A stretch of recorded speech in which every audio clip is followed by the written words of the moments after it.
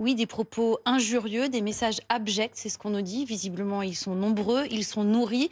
Des messages qui sont adressés donc à la veuve de l'adjudant-chef Éric Comines, Harmonie Comines, mais pas seulement à son égard, aussi envers ses proches et envers des collègues de l'adjudant-chef.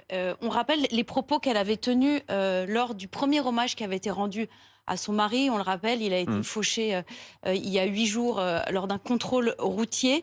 Elle avait dit, je l'affirme haut et fort, la France a tué mon mari par son insuffisance, son laxisme et son excès de tolérance. Elle avait eu une parole assez franche, assez directe. On avait senti évidemment toute la colère, toute la tristesse. Et souvenez-vous, lorsque l'hommage national a été rendu par Gérald Darmanin lundi, il a dit que cette colère-là, il la faisait sienne. Et Mmh. puis, il avait martelé aussi que ce n'était pas un refus d'obtempérer, mais que c'était un crime et que ce n'était pas un fait divers, que c'était un fait de société. Visiblement, ça a nourri une grosse polémique politique, notamment beaucoup de réactions politiques, on l'a vu sur ce plateau.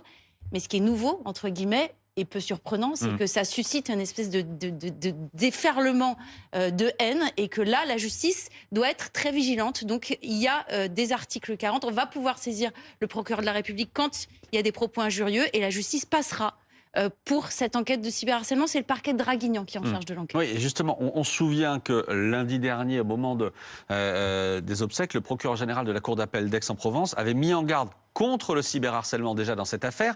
Et on rappelle aussi une chose, les messages qui sont envoyés, ils peuvent être anonymes, mais la justice a les moyens de lever l'anonymat. Oui, le message de la justice, c'est qu'on retrouve toujours ces auteurs. Vous pouvez vous cacher derrière des IP, vous pouvez vous Mmh. cacher derrière des plateformes.